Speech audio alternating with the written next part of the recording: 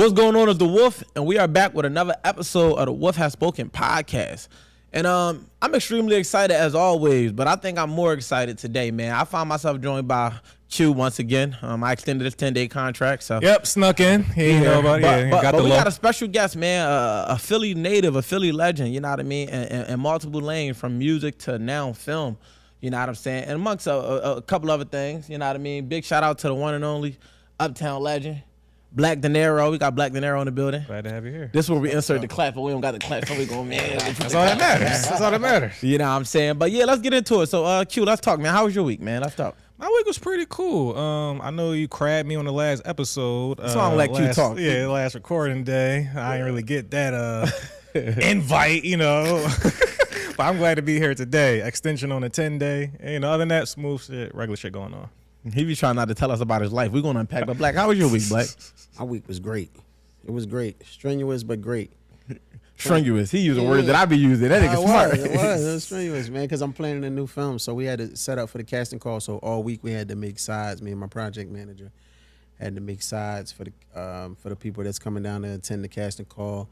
We had to go down to the venue. Shout out to New Style Image Complex. We had to do things like that. So by the time we got ready, that was it. And then Sunday was the casting call, and we saw over 200 people. So That's heavy. Let me ask you something. So when you writing, do you have a character in mind, or do it just be like anybody who you see them when they show up to the call?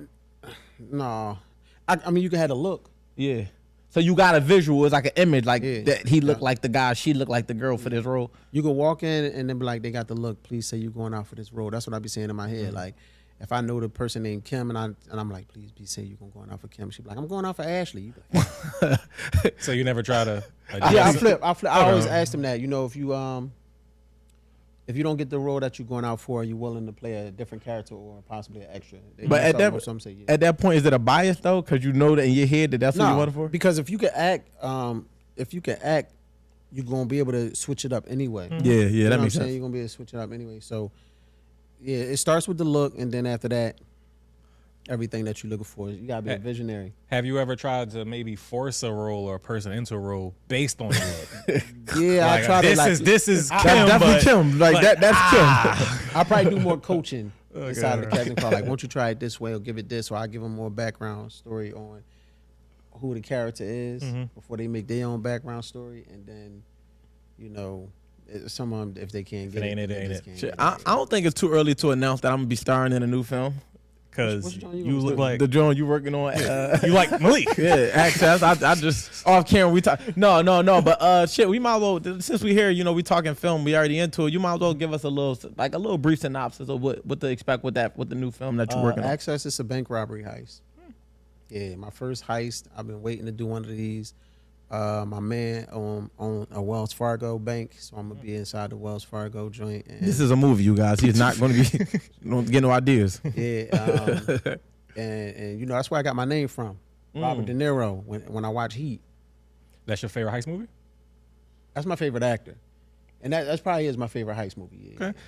That was my favorite until The Town came out, and then The Town kind of edged it out. Town, Inside Man, all of that. I got a little bit of all of that inside of this. So great genre, for sure. And De Niro definitely is a GOAT for sure. I fuck with heist movies. I gotta tap into that. I never seen that. I don't care. Heat or The Town? Heat. Of course I seen The Town. Nigga, you should have seen Heat. You should have seen Heat. So talking about. Oh wait, maybe I'm thinking about a different The Town. We talking about the one with bank robbers.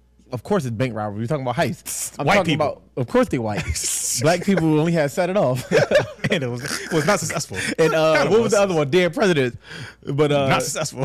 But I'm talking about Ben Affleck. Ben Affleck. Yeah, I seen The Town. Yeah, they had. Yeah, all right, cool. Yeah, so you gotta see that, sir. It's hard writing the heist though. It was my hardest film to write because writing in one location is difficult. I didn't know it was that difficult. That's interesting. So but sitcoms is on one location. So do you think it would be hard to write a sitcom? Especially like probably. I never did one, but yeah, most likely, if you're not switching locations. Now I see why those type films get so many awards, like Castaway or M. Night Jones Old and all that, because that one location is Gotta be No, yeah, it makes creative in sense. that one You space. gotta be creative, like. And like you said, especially Inside Man, because the whole thing was damn near In the about bank. one Yeah, day. you be like- At least Heat was about a series of things. Yeah, and stuff like that you get they got to move. They So know to move. when I imagine it though, I would just imagine just being like overly descriptive. Like, would you say like you describing the scene like something that would normally be a cutaway? It's just like nah, like I gotta describe this scene. You got down the to cutaways because you can go to here and here. It's just the scenes. Like in a movie where it's not in one location, say I can wake up in my bedroom, that's a scene. I walk in the bathroom, that's a scene too. Yeah, yeah. I go downstairs in my kitchen, that's scene 3. I go get in my car, that's scene 4. I drive to the store, I go to your house, I go to her house. But when you in one location, Yeah. you got to split it up to like maybe teller 1, teller 2, and I know the lanes of the bank, and then one office or the vault. That's how I had to start thinking about it. In the beginning, I didn't even know what the hell. I'm like, damn, we right here. Yeah.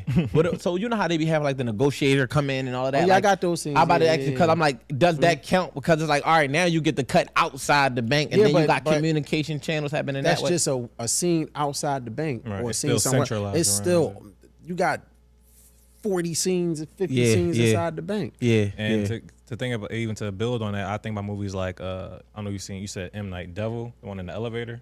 Yeah, Yeah, so that was he crazy is thing about he that. different. It was a whole movie in Yeah, elevator. it was. different. I like that movie too. Damn. People be giving M. Night, smut, whatever. I thought it was a good movie. I don't know why, because people don't like creativity no more. He be missing something.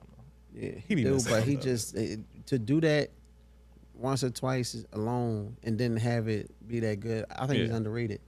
I'm with you there. Yeah. I'm with you there. Yeah, I think I it'll like be- his new movie coming out too. The one that's in kind of one location called Trap by the serial killer that's trying to get away. The FBI trapped him at a concert and he's trying to get away while there. That's what the whole movie's about. What's the guy name? M. Night Shyamalan? Night Shyamalan.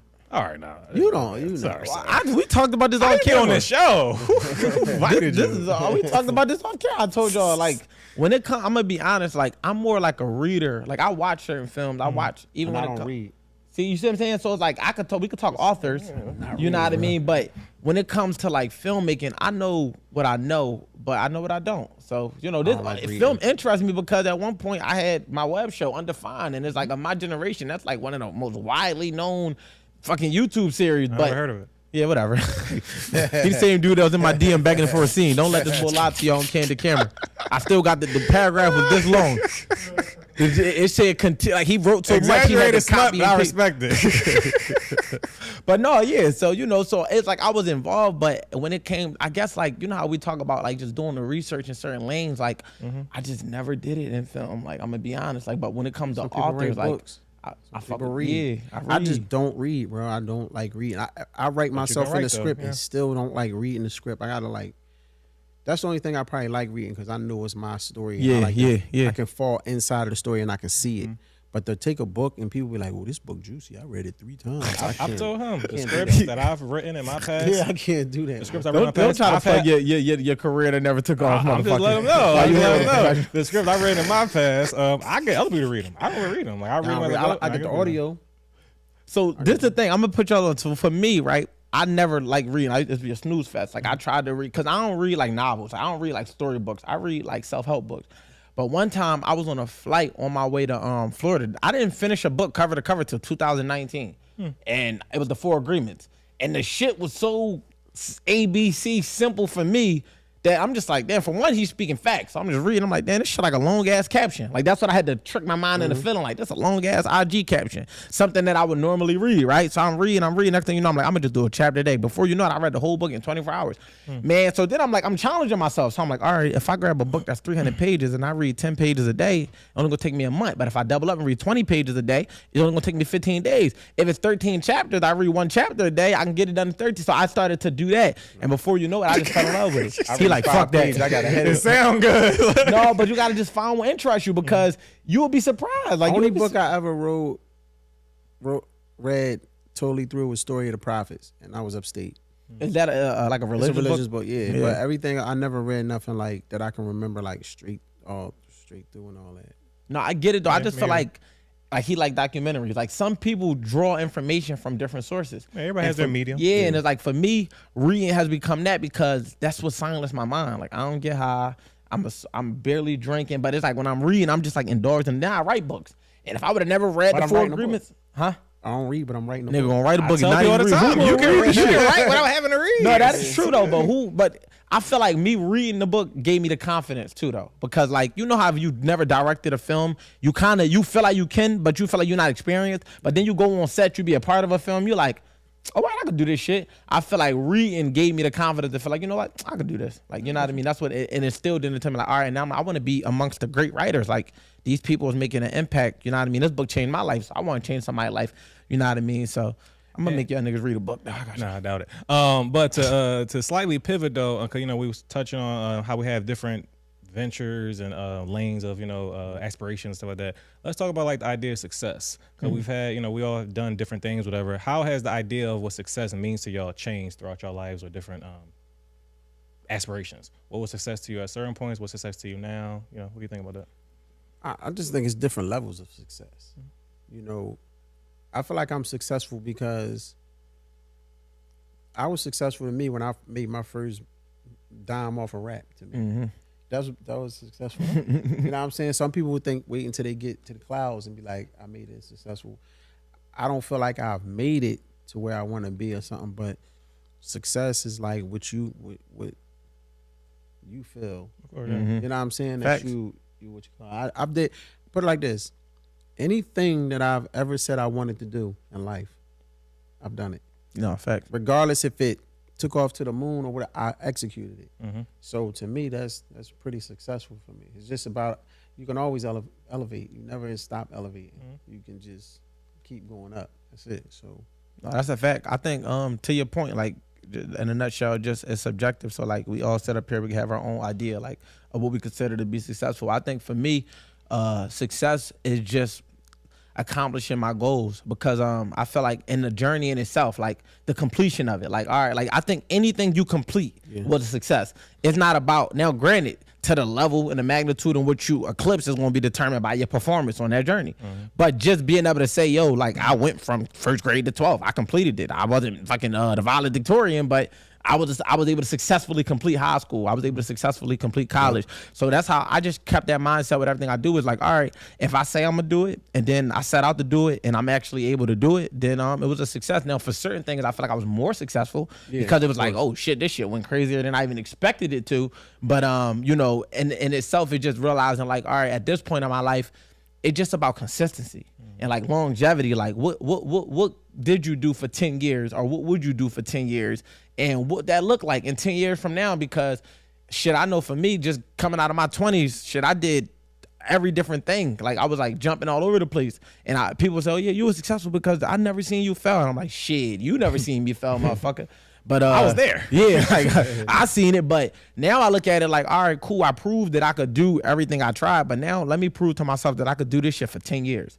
And then see what the compound effect of that could be. That's like the new level of success for me. It's not really and then just family. You know what I mean? Like I don't know how y'all feel about. I mean, you got family, like that shit, like that right there is like that's the most important thing, because the money don't matter if you ain't fucking happy when you go home. None of the outside accolades matter if when you walk in your crib you alone. You feel me? So for me, it's like being able to come home and the energy, you know what I mean? Like family's thriving. Yeah, well, like that's success for me at this phase.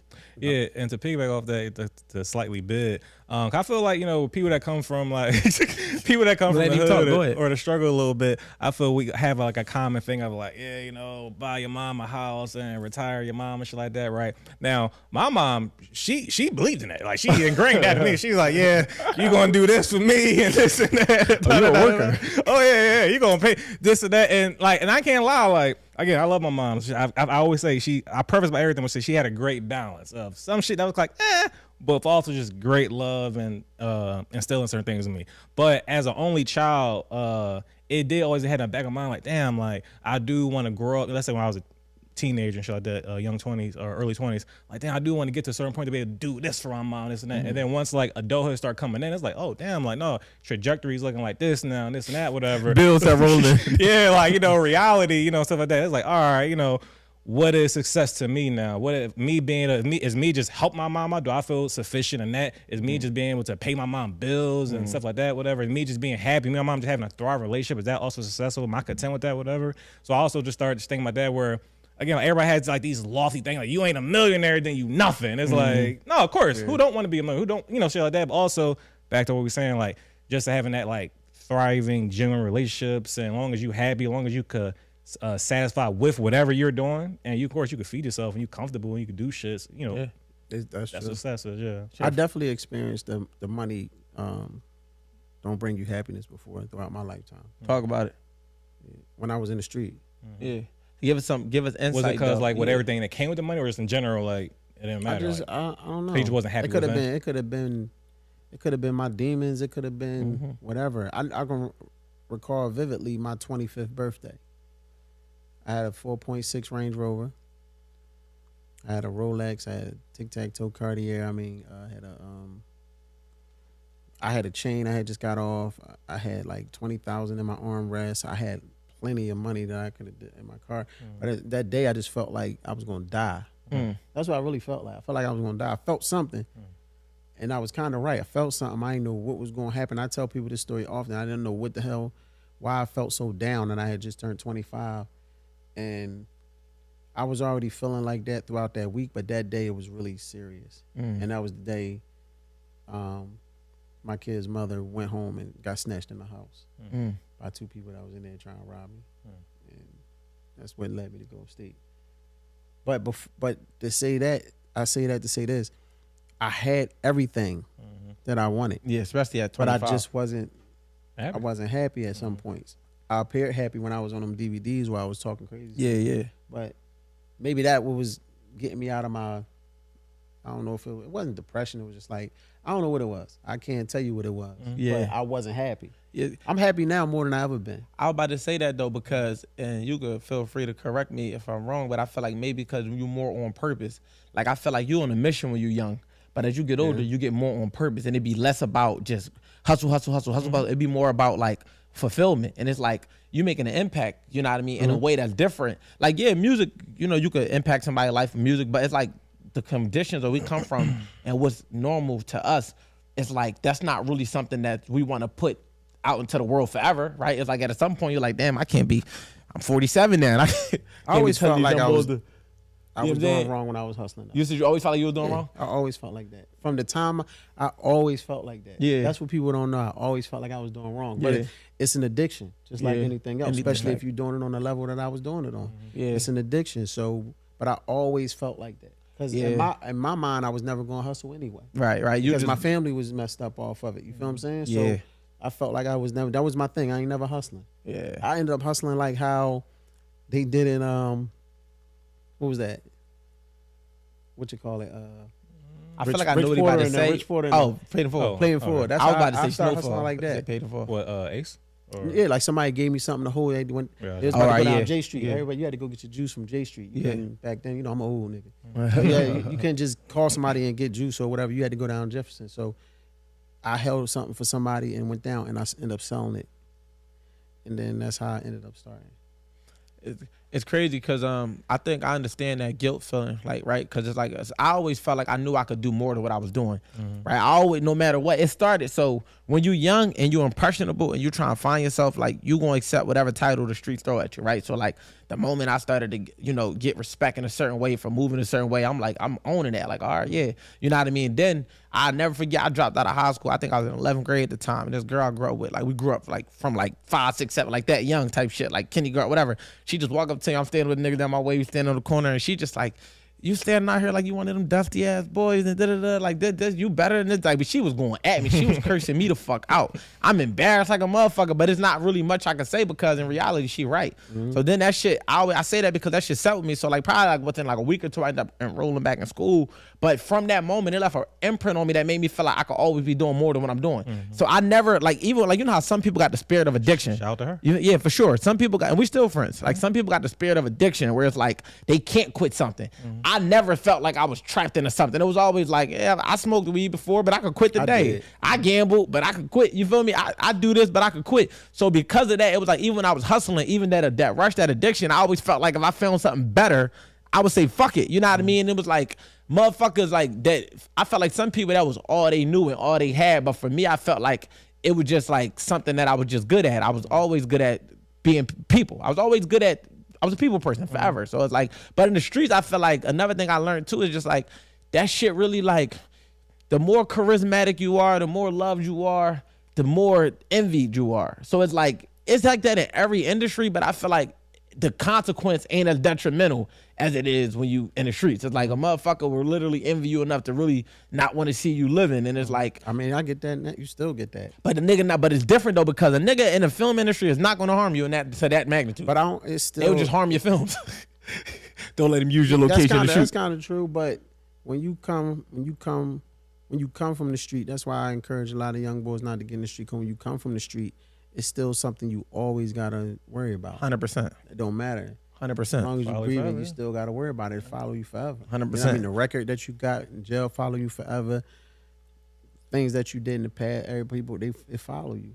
You know what I'm saying? I agree. I feel like it'll always exist like your record, but I feel like that shit is like when you think about life in total, it's like it's certain things that like I feel like if you move in a certain direction, it never go away, but it stay there. Like it's like the more farther away, like if you ain't sold a drug in 10 years, then it was 10 years since you sold a drug.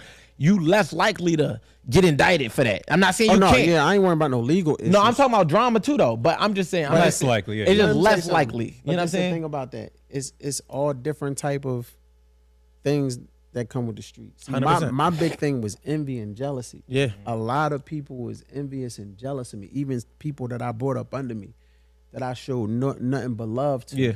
Because now it's like they come up and it's like, all right, you old now, it's our turn. And that never happened because I was never that type. Like I was already going to be respected regardless if I'm broke or with money. Yeah. So that kind of follows you, and it followed me all the way through my life. It'll be family members, it'll be people that don't even like you because you're the one. Mm-hmm.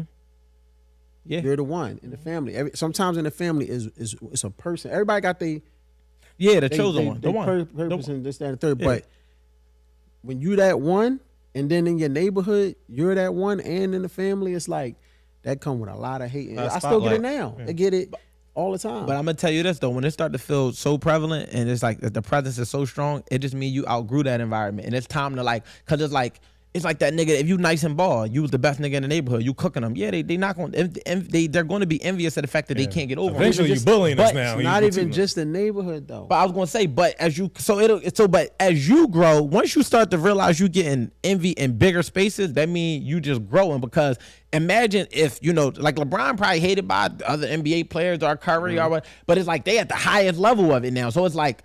That's how you kind of ascend past like the low vibrational side of it, because it's like it's going to happen. Like we talked about that on one episode where you were just saying like the things that we was talking about, the principles of the streets, and then how it's just like the same shit go on in business, whatever the case may be, right? It just the consequences is a little different. So if you feel like, all right, bet like I'm the one here, before you know it, if you become the one from your neighborhood, now you're going at it with some people down north somewhere or whatever. Now the people in your hood, they want to rep you. No, he representing us. You still gonna get that envy at that level, but then when you get out the city, it's like, all right, now he from the city, so now you might be getting hated by the tri-state, but then you represent the East Coast, and I feel like the more you grow, you become international. It's like the hate going. Somebody gonna always have that envy, that jealousy, but you want it to be at a level where it's like, I'm turning. It's not dangerous. Yeah, you feel what I'm saying? You don't want it because and the further you elevate, the further you get from dangerous shit. Yeah, on a day to day. Day to day shit. Like you don't want that to be your day to day. And I feel like a lot of young boys that be people's main reason for being afraid to step away from it, because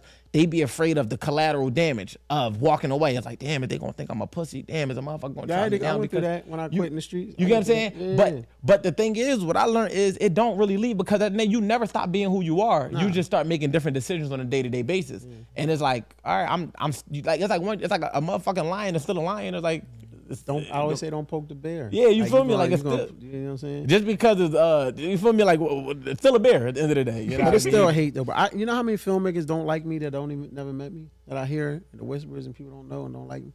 When I met some people, and after a while they be like, "Damn man, you one of the coolest people I ever met." They already got me judged preconceived notion before about they you, even see me, before they know me. Yeah. Like, who is you?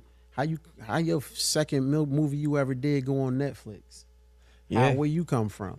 So now it's like I feel like people felt like I was coming into their lane. Because you didn't take the traditional route of film. Yeah, like I didn't. You know what I mean, you got people that was doing filmed 10, 15, 20 years before me and still was doing what they doing, and I came over and boom, second film on Netflix trending. Yeah, I think that come from like I come from God. Yeah, no, well that part, but I'm talking about as far as in people perspective. It's like this, right? It's like the textbook person that never got they shot. Like say if somebody was waiting in line in high school, they ninth grade, they from 9th to 12th, they never get no run, whatever the case may be. Now you think you the senior. No, you think you the senior, you're like, all right, we're gonna be getting all the chicks, we're gonna be getting this, we getting that because we at that level. And then next thing you know, somebody else come in and they just cut the line.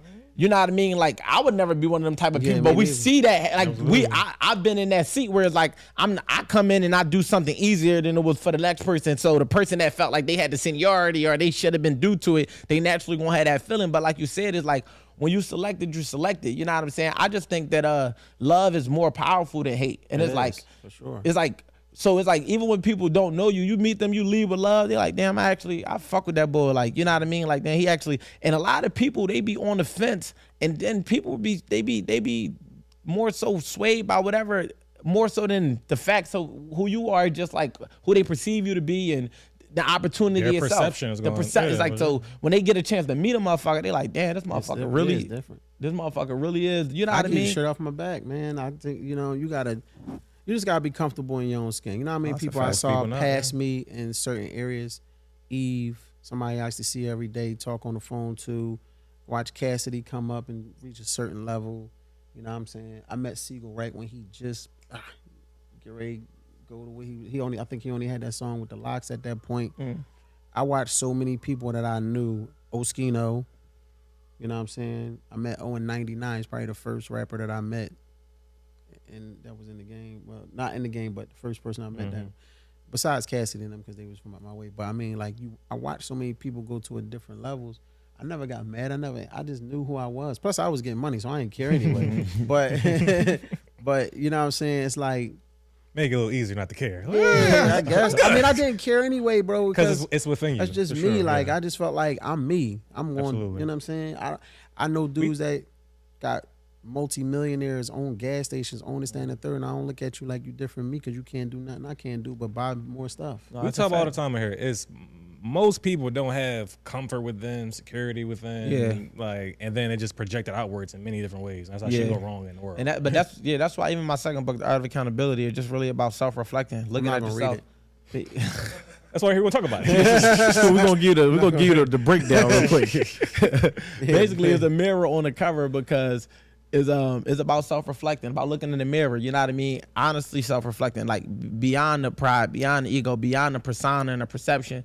But like, who am I as a person? You follow what I'm saying? Like, where are my weaknesses? What are my insecurities? What are some things that I could live with? Or what are some things I have to live without? You know what I mean? And just kind of really doing a full audit and assessment of who you are. Because when you start to know yourself, like you'll start to realize that certain, like I always said, like I understand what's not my money. So like I could be around the richest people in the world, and it's like that's never going to change my energy because they just make me realize that I'm in a company of success. So it just, if anything, it raises my morale because it makes me feel like, all right, this is possible. Like I'm like a visual person, and I'm like once I see it, all right, damn, that's possible type person. I'm not really the person that you could just tell something and I'm like, oh, all right, but I'm like, but if I see it, I'm like, oh shit, like, damn, okay, that's how it's done. But I say all that to say is like when I talk about just being, damn, I lost my train, I'm sleepy, but it is what it is. Being amongst those type of people and just understanding yourself, it's like you don't never gotta want what's not yours. Right. And I feel like you so can many see people, it, but still be like, oh, that's making me want to get make more of mine. Get my own. Like, what's for me? Like, I don't want nothing that's not for me.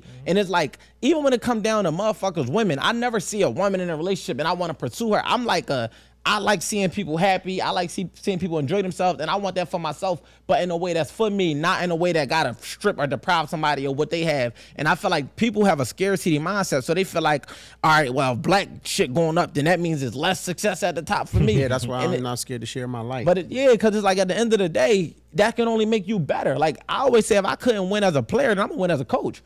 But because I might have not had the skill set to do it on the court, you know what I mean? But I got the skill set from the sideline, say, yo, don't do this, don't do that. So I just look at it like in a nutshell, it's like when you think about success, and you understand that what's for you, what's not my money is not my money. What's my money is my money. Even if somebody doing what I do, that's still not my money. Because if it was mine, I would have it, and I won't have to want it from you to get it. And it's like just having that type of mindset and that aura and that energy, you will always attract back what's for you versus that other side of it where motherfuckers just feel, you know, like the scarcity way. You got to live it abundantly. But I wanted to ask you, how did you get your film on Netflix? Or is it like a secret play?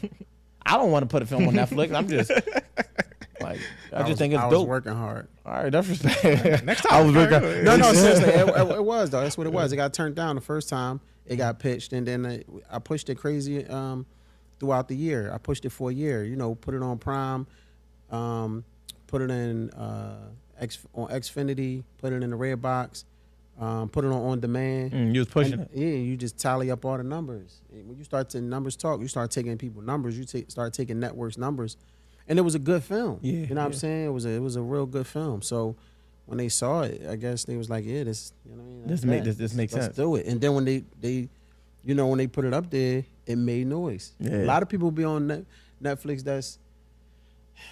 that's like stars and don't trend. I trended for 4 months and then trended for another 3 months a couple months later. Like, you know what I'm saying? That's heavy. Fourth most watched movie on Netflix for 24 hours straight. That's heavy. That's heavy. No, that's heavy. Like that. Philly might not think it's heavy, but No, that's heavy. Netflix do. Yeah. no, I do. No, but I think it is heavy, and I think that one thing I'll say about just the mindset here in general, I feel like everybody kind of like we all kind of like in pursuit of something, right? So sometimes like the flowers get lost in translation or in transition of somebody being over here, and then they look up like, damn, I didn't even know Black had 6 movies out. So by the time they find out, they feel like they late to the party. But I feel like in a nutshell, like just the fact that you did that alone already put you in a conversation that's like beyond the local. You know what I'm saying? So it's like that's like a major accomplishment essentially. Like to be on Netflix itself, yeah. And then the accolades of being able to go again. That's what I mean when I say going against top level talent. It's like you going against stars essentially, but you was able to accomplish things that even some stars on Netflix haven't accomplished. So that alone is like, it's like when you get your chance in the NBA essentially, or in the major leagues, and you seen what you was able to do. So now how does that change your mindset coming back to the table to direct some shit? Do you feel like everything got to be Netflix worthy, or do you feel like, you know, it's like hitting at the plate? No, once I accomplish a goal, like I said, I'm gonna get on Netflix. I mean, shout out to Charlie Mack. I told Charlie Mack that I'm gonna get my movie on Netflix. And that shit got on there.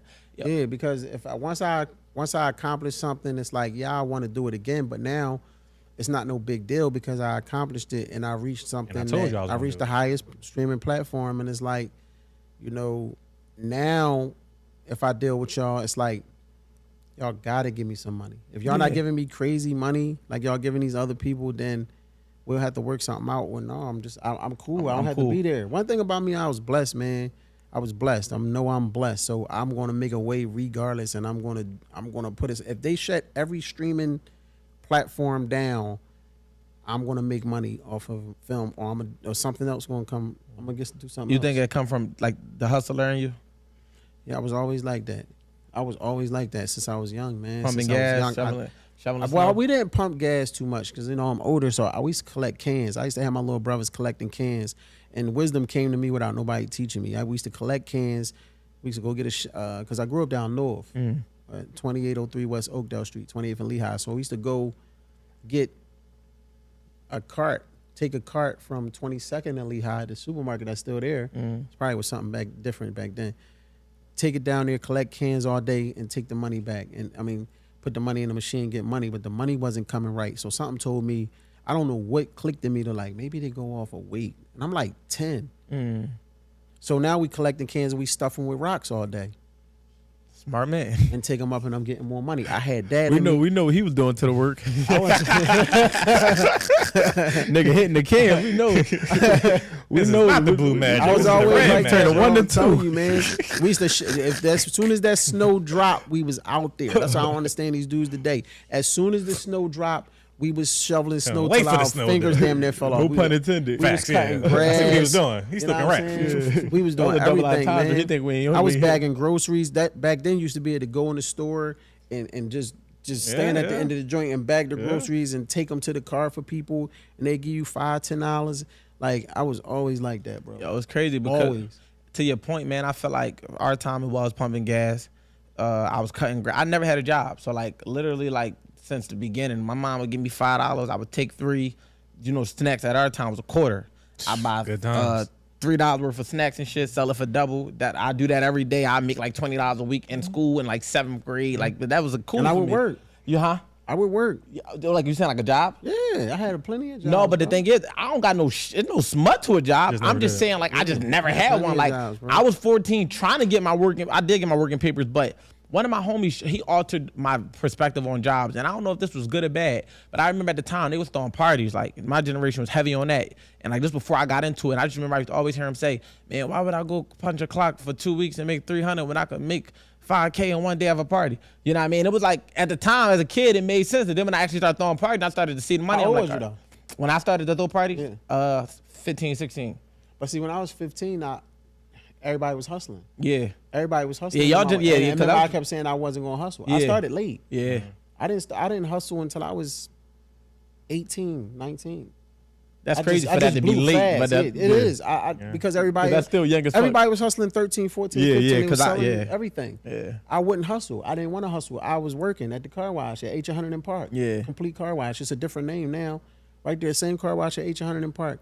I was working there. I bought my first car off there, a blue Ford Taurus. I was in like the 9th grade. The crazy thing is, I think that like people in today's society for sure have got lost on hustling. Like not hustling like drug hustling. I mean hustling like just doing what you got to do to make bread. Because I feel like You said they even got when I was lost? like they don't want to they do do. it. They don't wanna- They don't nobody want to do it. want a Nobody job. want to grind no more. And I feel like even like just recently, like I was telling a motherfucker a couple years ago when I was out the A.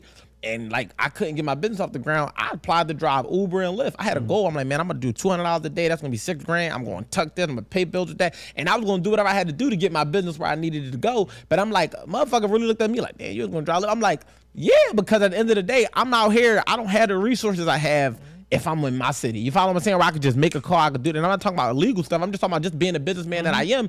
I literally could just my brand itself is worth more in this market, right? At the time, it's like, damn, I'm out here. I got the event space, but if we not getting no booking, shit not going. I got the Black Truck Series, but if I'm not getting no bookings, it's not going.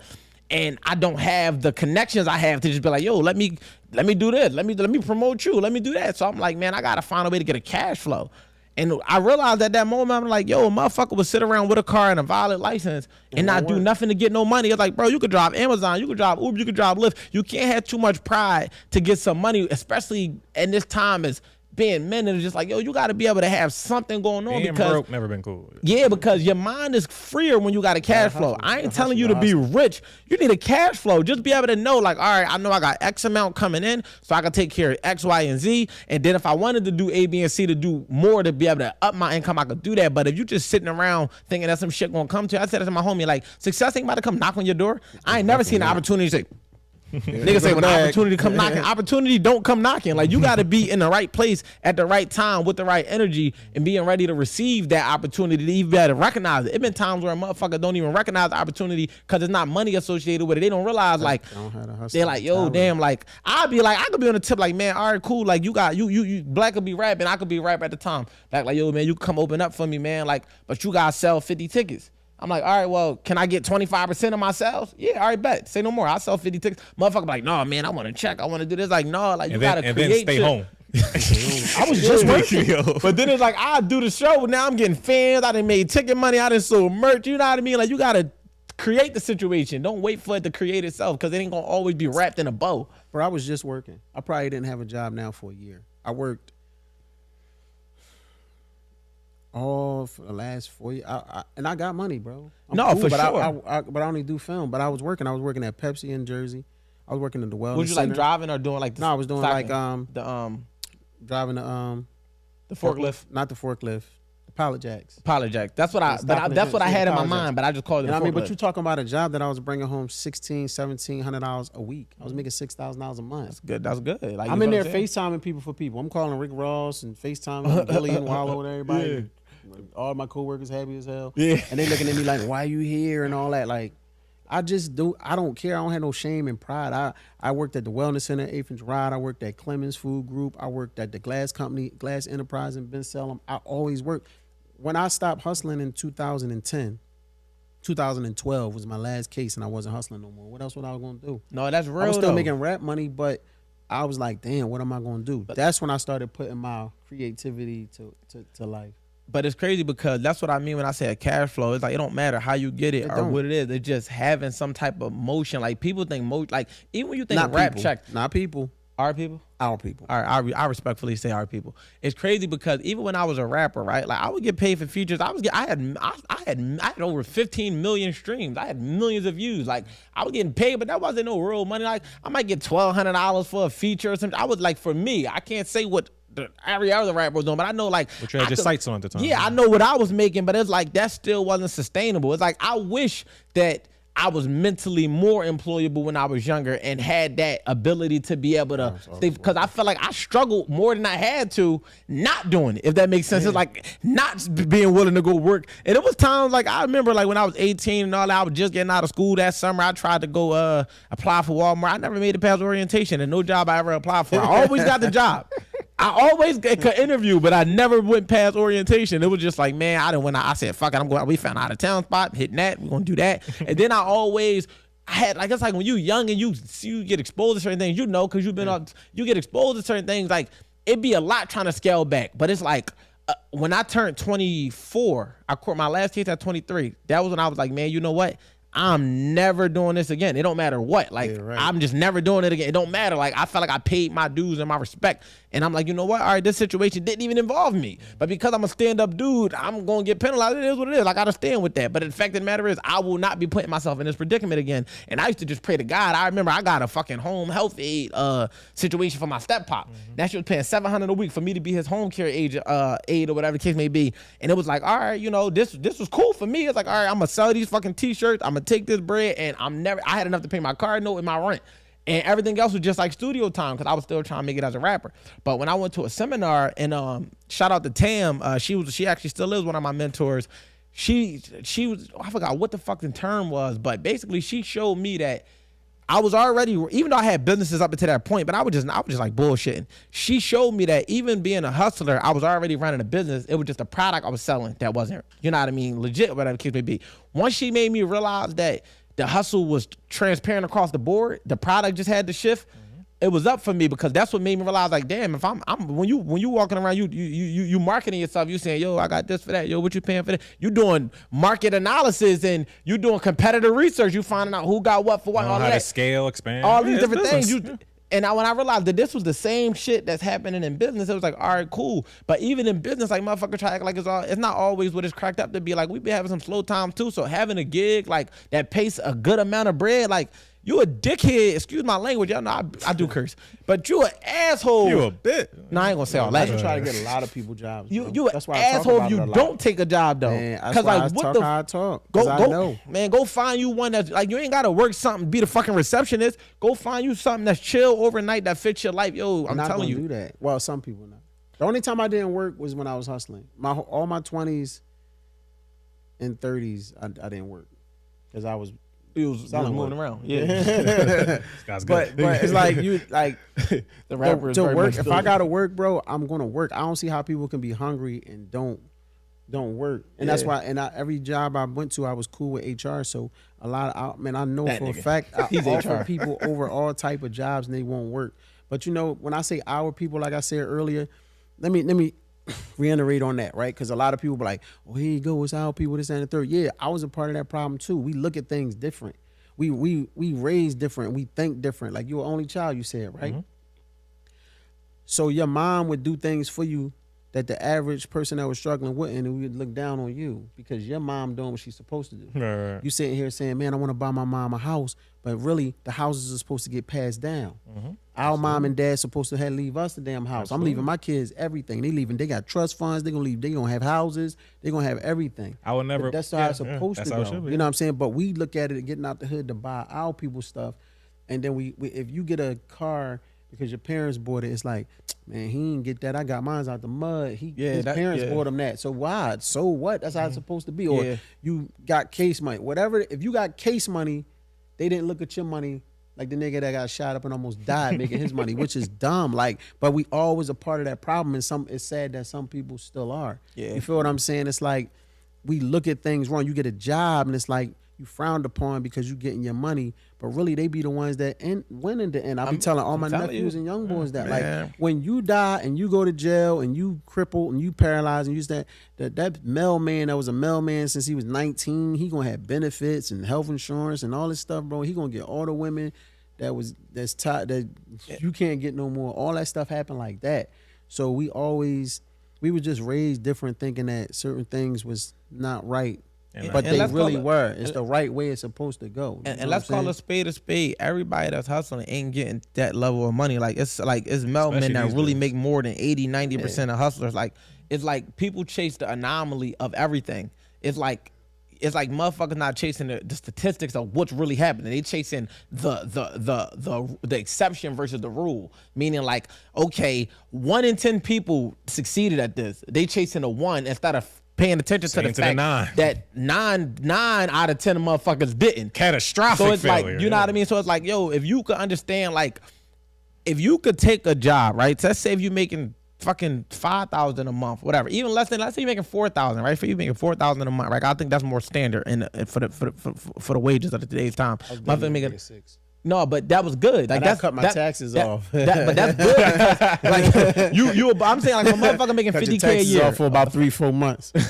I know that game. Right. Y'all gotta put me on. But motherfucker making $50K a year, let's say, right? If you know how to, you can essentially go grab you a car note or something, put a car on Toro. You might not get. I'll tell people, don't try to get rich off side hustles. Make it cover other expenses. Like I'm strategic with it. Like I don't need everything to make me $1 million. I might just need this particular billboard behind us to net $1,000 a month, and off that 1,000, that covered this, and then I need this to cover 1,000 because this covered that. Versus trying to all get it in one space, so you can have an active income where you're making $4K a month. Do something on the side that you bringing in an extra $600 to $1,000. Not to That's cut extra. you off. Go ahead, you know what you're doing right now? What? You're trying to teach ambition. Because you are an ambitious person. You think you gotta so? be, you gotta be. I would say he's teaching you gotta strategic.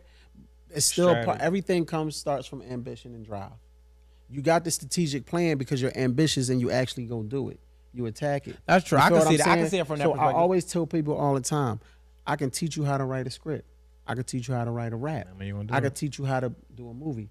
But I can't teach you ambition. No, that's a I fact. can't teach you drive. I can't teach you. How many? That's why when I pray, I really thank God way more. I think of for everything, but I really zone in on the ambitious part. Because like I said, I was always like that since a kid. I was cutting hair. I was cutting the whole neighborhood hair, all of that.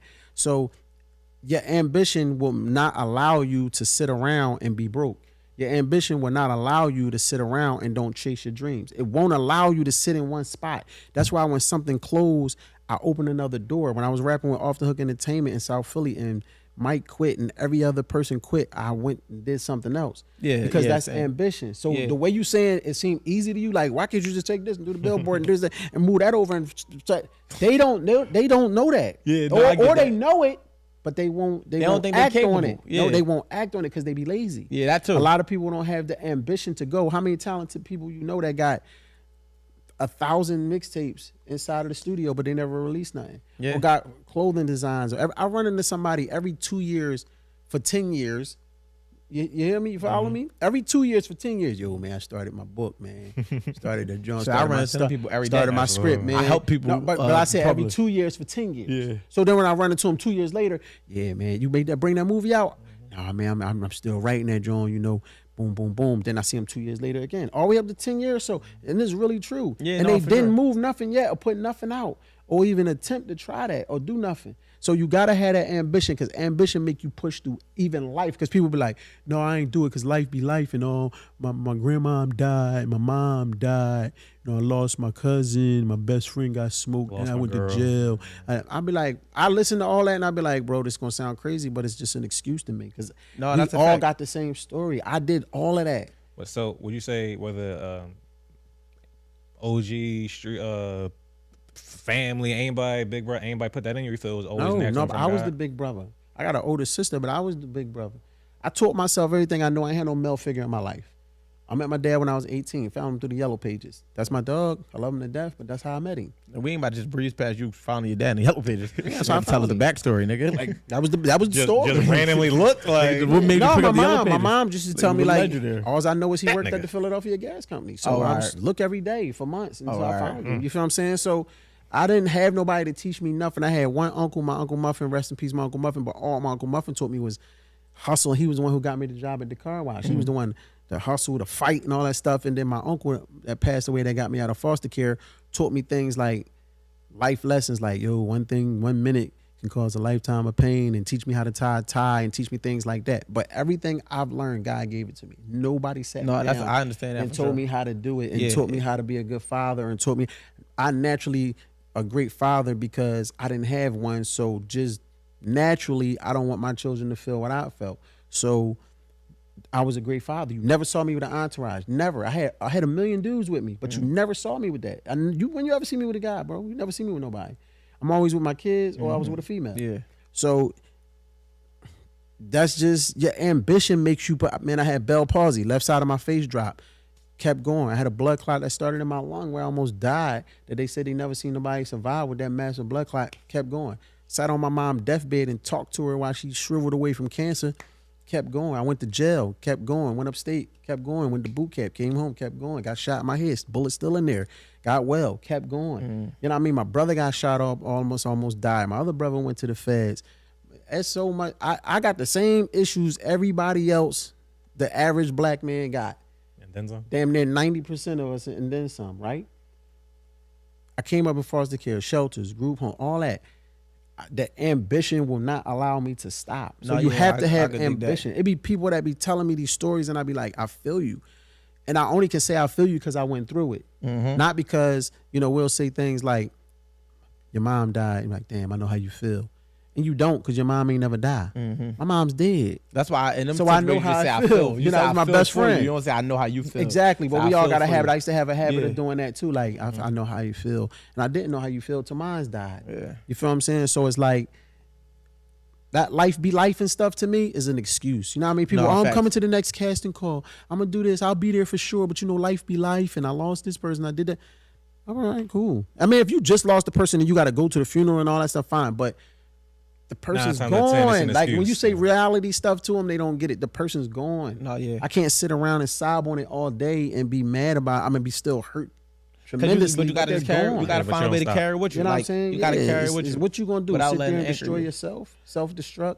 So with no excuses, man, the ambition make you fight through everything. The ambition will not let you sit around. No, and be I broke, agree. bro. You got all the talent in the world. I wasn't the most talented rapper. I knew how to rap, but I wasn't the most talented rapper. But I was in the studio with all these. Now I wasn't gonna let y'all out rap me. I'm in there with Beans and Gilly and Pump J and all these people, Oskino and PD Cracks and Freeways. You think I'm gonna sit here and let y'all out rap me? It's not gonna happen. Because I'm going, if y'all out rap me, I'm a Tupac at the end and talk better than y'all niggas. You feel what I'm saying? ambition. Some shit I would've did. You know what I'm saying? And if you got a Freeway, he's a beast. If him and Young Chris got something crazy, and I see they got a record, then I'm gonna go make 9 records. Like I was just always consistent, always doing something, man. You gotta just constantly driving. That come from ambition, bro. I I'm telling agree. you. I agree with everything you said because I could resonate in my own way, like just being ambitious, right? And I was the guy that always like used to look at things as simple and be like, damn, like how a person just don't get it. But through my development, I started to understand, like, all right, now I just don't put the expectation of people being able to get it the way I get it, but I still educate them on a way to get it because I feel like some people just be ignorant and not ignorant in a way where it's like they just stupid, but just in a way where they just never was made aware of it. Like they was never made aware, like, damn, you can make an extra $1,000, extra $2,000 doing this. I ain't it's think of like, it that way. Yeah, I never looked at it from that perspective. So even if it's 10% out of the 100, I'm gonna attack them because I want them to understand, like, all right, these 90% of these motherfuckers just lazy. They never gonna do it. You can Or they give really it to don't them. get it. You know what I mean? But the 10% is like, all right, if we get, that's when it's the anomaly, but in a different perspective where it's like, all right, man, if I get 1 out of 10 of these motherfuckers to understand, like, man, you could up your income by just upping your grind or just not even, you don't even necessarily got to do more, but just being strategic because ambition is what take you to times 10 some shit. But strategy just might be enough to get a nigga in the room. Like ambition might get you the lead role, but strategy might give a motherfucker a good support. But you getting there with the strategy and not the ambition, then what? You know, a lot of but people. they not gonna, because they not meant to beat. So that's the thing. That's what separates you. And like I can see that for myself. It's like that's what separates us from a lot of people because we not just gonna get in the room. We gonna get in the room and make something of it. But some motherfuckers, that's they selling. Like certain niggas really is just role players. And the fucked up part about it is I feel like social media and society made everybody want to be the main character. Everybody wanted to be the top dog. Everybody wanted to be the one. But before it wasn't like that. It was almost like you build around the one. You build around the Kobe. You build around the Wade. You build around the Brian. Now it's like motherfucker think he's LeBron. And like I'm no, disrespecting nigga, people. nigga, you not. If I ask people to be an actor, I'm disrespecting people. But it's you like, never even but asked you might before. just be a fucking actor. And it's like, let me finish real quick. It's like that might just be where you best fit. And you gotta have a mindset of how do we win. But motherfuckers don't feel like that no more. They feel like, all right, man, you know what, man, I'm trying to be the director. Or how do you win? You If know I what I'm don't saying? know you, it don't gotta be a way. You just gotta find a way in. I tell the same story all the time about the guy Nasir. The lead in Was Done After Dark. He was an extra in Jenny. He had 3 seconds of camera time. 3 seconds. Mm-hmm.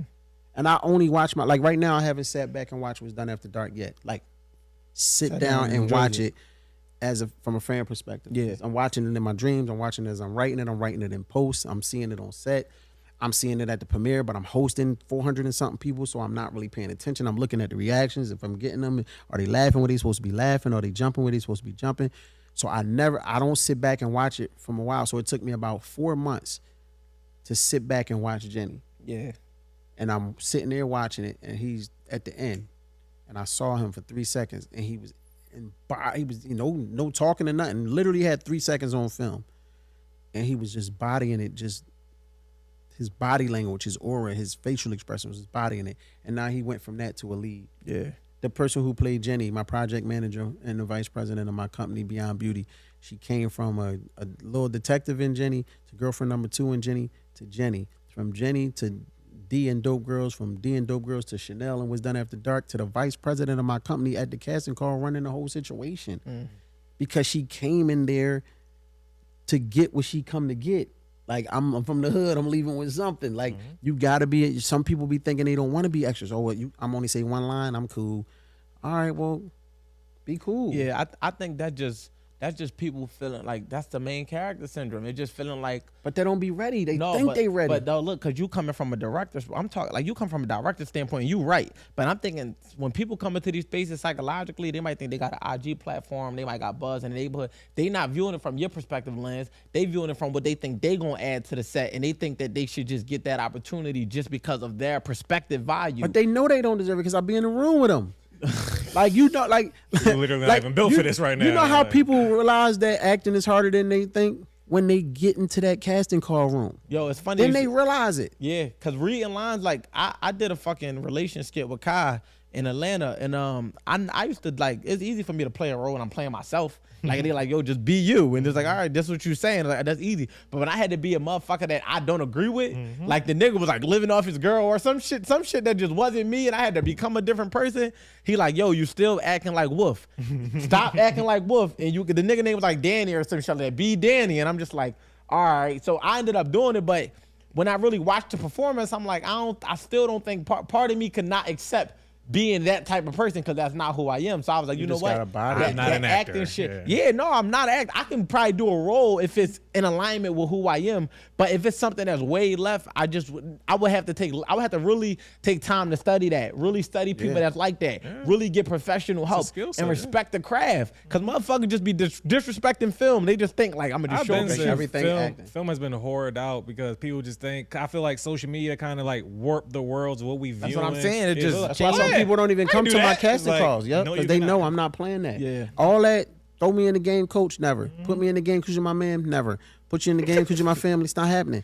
You're not getting in my stuff. Take my craft I'm serious. the same way with my kids. It's not happening, bro. So my daughter got an audition. My brother got an audition. I'm the same way. It's not happening, bro. You're not not gonna embarrass yourself or me. This nigga no, said I just know no what nepotism whatsoever. I know what I'm chasing, and it's like I'm not doing it. People will look at Martin and think, "Oh, that's easy," because they don't realize they got to sit down and study those lines, and it's a lot come with being a character. Even you got to build a background skill, story. And I you actually got went to to know how to build that backstory, get into the moment, and really be that. And it's hard when they coming in, they be reading that joint, and they be like, "Oh, damn, I'm just saying lines." He would even think, "Oh, because I'm funny, I could be in something funny." Yeah, no. no, It's not just the lines, the body language, it's the mannerism, being on camera. The I had people get mad at somebody get mad at me because I never put them in my films. I'm not gonna say their name or nothing. And this was a couple casting calls back.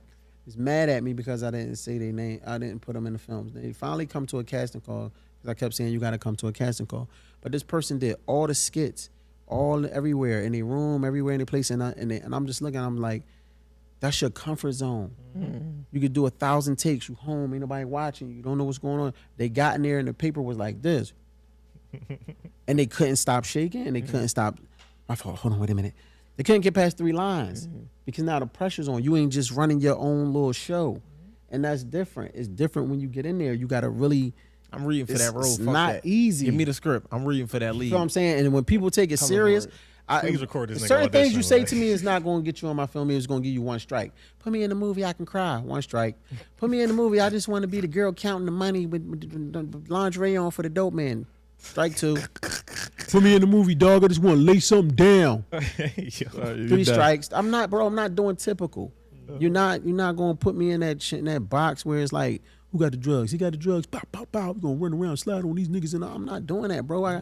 I write with substance. Yeah. Just like I did with my raps. That's how I was overlooked because I was writing with substance. No, but the substance lasts. You feel me? It lasts. The motherfucker can always go back and be like, damn, that shit timeless versus just writing for the trend. So I feel like even when it comes to films and shit, like even if substance ain't the initial thing that somebody search for, when they find it, it's always valued more. We always appreciate whatever gems is in there, or you can always tell.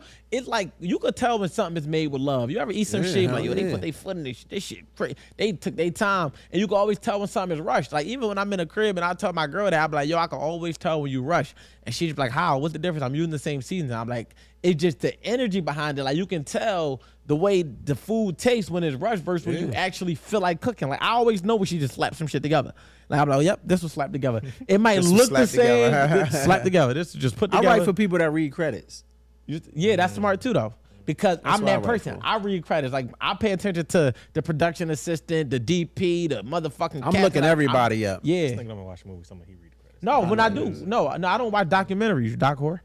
You didn't see Heat. You don't watch movies. I mean, let me just say this on the record. I'm a creator more than I'm a consumer. I will not lie and say I was listening to niggas mixtapes. I was watching it. I don't have time to watch niggas. I just That's do how me. I am. I'm gonna be honest. Like I'm not that guy that sit around and just consume content. I'm always thinking of ways to create. But in the respect of it, it's like if I catch a motherfucker being great, it's like, all right, like I only know a Black because Black did great things. But if Black was like mediocre, average, I can't say that I would have known what he did because I feel like for it to catch my eyes, it got to make it to a certain level. Like I never knew you wrote scripts, but that's because it was just like, you know, just something that just never hit the air. It's on Netflix. He trying to come at you. Yeah, you know, smart. He would never know. It's on Netflix. Don't watch it. Black, don't let this nigga be. No, you got don't look at none of his scripts. Still sharp and still, man. That's like you play pool to the level of your component when you shoot pool. I don't watch people films either because it's just like it was. It's not. I'll share it and I'll give it a run through my joint sometimes, and sometimes I'll watch it. But I like to watch things that's gonna make me like when I was to rap, I would want to listen to Kiss and listen to people that I heard. Like when I used to go out Siegel Street, man, and listen to Beans, I should just be like, I'm going back out here tomorrow. And I used to go home and just write. This I didn't even know how to count bars. I used to go home and write like 3 pages front to back, and my brain was fresh. I remember all that shit. I'm not playing because I know it's gonna be a cipher on Siegel Street. Yeah. And I get out. I really remember your shit back then, bro. Did you? And I get out there and I'm talking about you got Raisi, you got Murder Mill, you got Beanie Siegel, and all these other people that's out there rapping. You got M3, you got all these people, and I'm sitting there and I'm like, you rapping, and I swore I went home and did everything I was supposed to do, and then Siegel spit, and you like, damn it.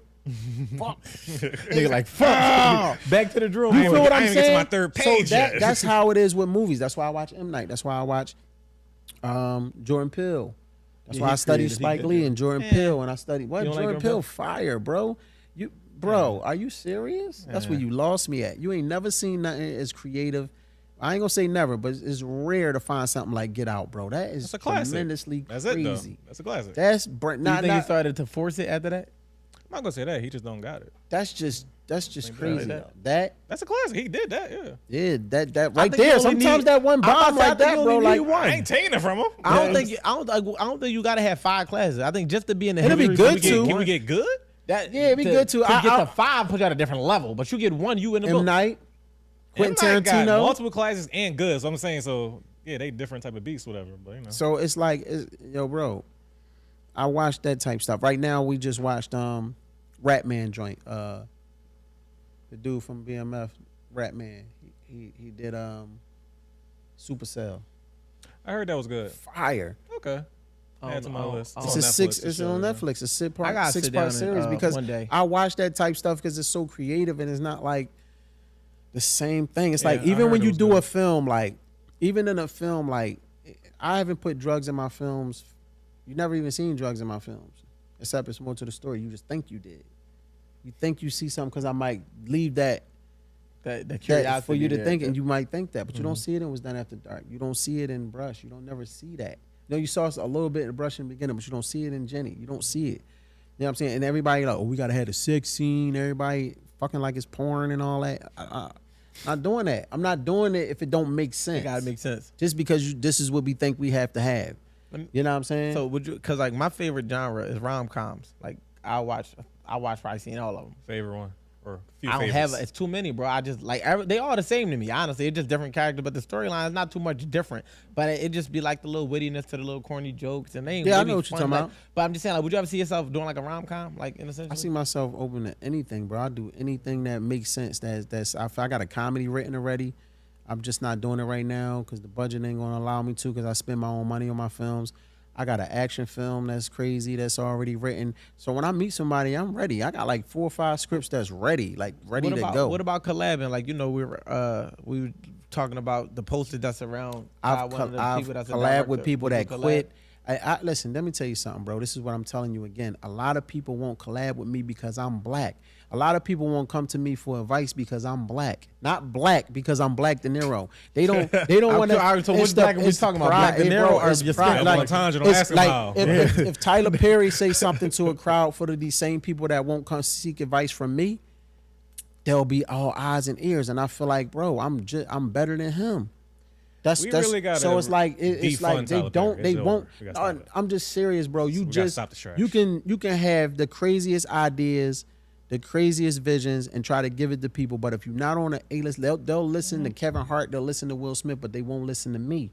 And I Even always tell traditional people, path, I am these people, bro. I'm just not where they at. Yeah. And it takes a minute to get there, but Yeah. they don't listen. So when I have seminars, I don't see the filmmakers. When it's time to collab, I would collab with anybody, but they don't know how to take me. They might think that I'm not. I think I'm better. I think I'm this. No, I just know I'm very competitive, and I already proved.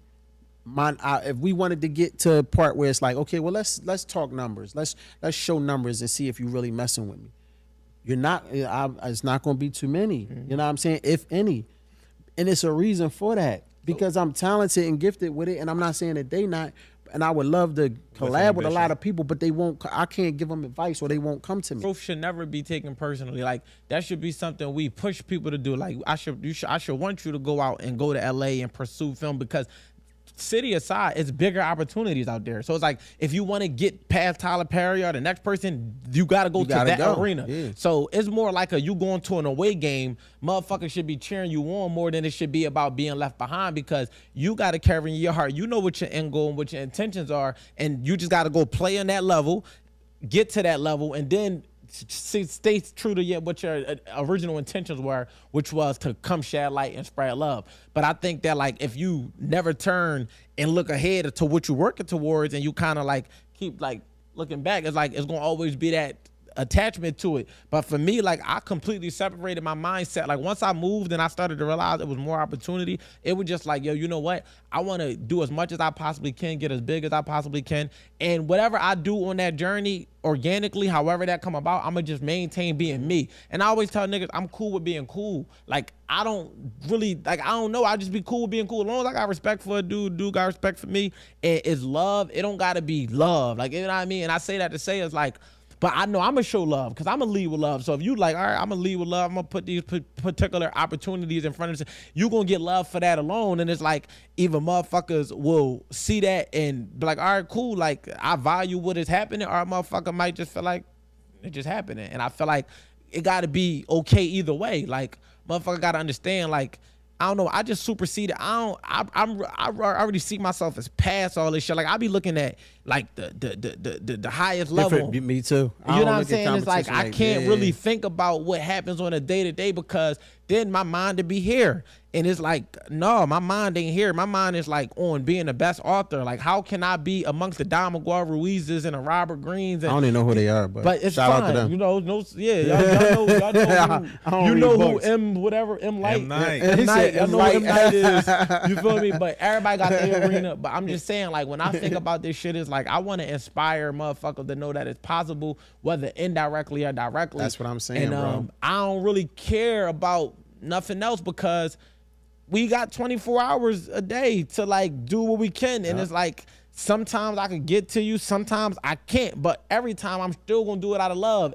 I'm never gonna have a mindset of what's in it for me. Now I'm a businessman. Let me put that on the record. I'm a businessman. But even in doing business, when it's love, it's love. Like, you know what I'm saying? Like, I understand how to make shit make sense in both regards. Just like, and I'll not stand on business too. So it's like if I'm just not on something, I'm just not on it. Like, I'm not gonna be like, oh yeah, Black, I'm gonna throw your shit up, and then tomorrow You just might not like it, I'm gonna just be like, not this one. Send me Like, another one. Like, I ain't scared to say There's that. nothing Like, wrong with that either. You can't get mad this one. about Send that. me another one. Like, I'll throw some up. I got you. I'm glad you elaborated on Yeah, that. A 'cause lot of people do that and I- start seeing this interview and start just winging shit to my DM.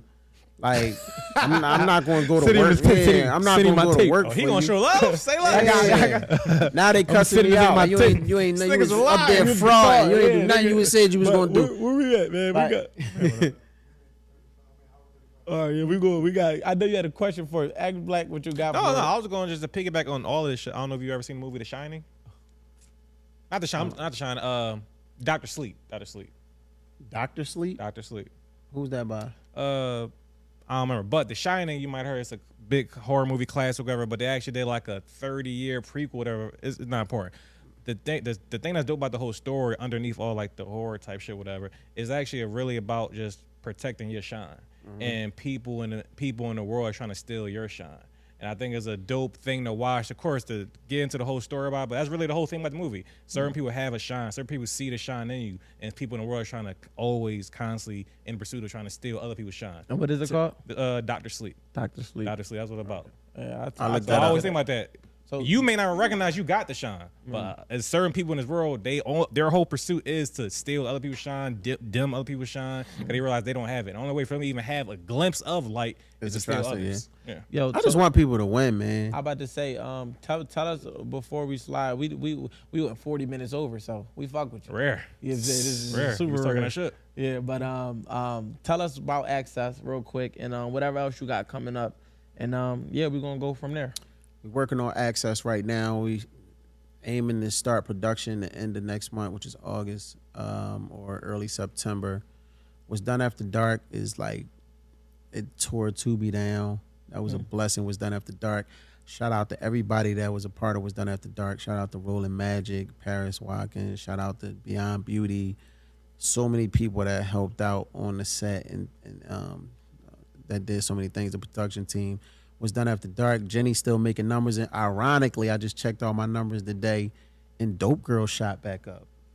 Dope Girls did something crazy this month out of nowhere. So you can watch Dope Girls, you can watch Brush, you can watch Backfire. You can type in Black De Niro on Tubi, and it's in How there. many you got total? Everything is on I got Tubi? 6. I was gonna say Nothing 6, on but I Netflix didn't want right to be now? wrong. Huh? Nothing's on Netflix right now. Nah, Okay, but Tubi has everything. everything. Okay. Prime, Tubi. What's done What's Done After Dark. Yeah. is on Prime. Is you gonna go That's really on Tubi. watch it, or you On just Tubi. asking questions? No, I'm to gonna act go like watch you I'm gonna engaged? look into the dark one. Yeah. Yeah, On when Tubi, you gonna look into the dark one? dark one. Yeah. What's But done that's after it, man. dark? Say the whole fucking Everything title. we, Look into the dark Access one. is gonna be tremendous, man. I had some great talent. Shout out to everybody that came out to the casting call, man. I appreciate everybody that came out. That was my best casting call. I mean, it was tremendous talent in there. Yeah, I'm looking forward to seeing it and doing my read.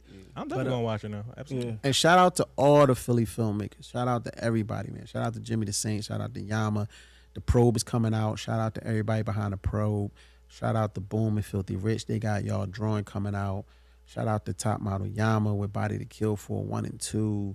I mean, shout out to Kyrie. He got the Work Bay chains and everything he got going on. Money Lovers. Shout out to, man, it's so many filmmakers, but those are the ones that stand out that I know that I always see that's doing their thing, that's always working. So honestly, man, I always behind a few of those behind closed doors, we always talk, and I always give my best advice and always try to help them to the fullest extent. And Yeah. that's it, man. I just want people to win, bro. And stay tuned, because I'm gonna bring that. I'm gonna show people how to do it. I'm gonna bring that studio to Philadelphia, tri-state area, because it's gonna be too big to be in Philadelphia. Understood. And shout out to you for your aspirations and your current success. You know what I mean, and just Appreciate like everything that you was able to accomplish. You know what I mean, as a black man in film, that don't got a background and going to school for it and all that, and just kind of picked it up and did it as a passion, and it turned into a purpose. And now you providing opportunities for staff and people on the set. You know what I mean? So shout out to you for that. And shout out to everybody else that's doing the same in that lane. You know what I'm saying? This was a hell of an episode. You know what I'm saying? You already know. Do not gatekeep. We don't do no gatekeeping over here. Let people know about this show. As y'all let people know, we grow. Let people know about his films. As y'all let people know, they will grow. And you'll know where to find us at. Oh, don't forget, this is a billboard behind me. I know y'all see the logo, and sometimes y'all think that, it's just for the Wolf Network. But this is actually a billboard. I don't know why the softbox is showing on my billboard, but it's on my billboard. This is a billboard. This could be your logo. But yeah, continue to let people know. We hope that y'all got 1% better. You know what I mean? That's all. We just want y'all to get a little bit better. As we get better, we want y'all to get better with us. We want y'all to continue to learn and grow with us.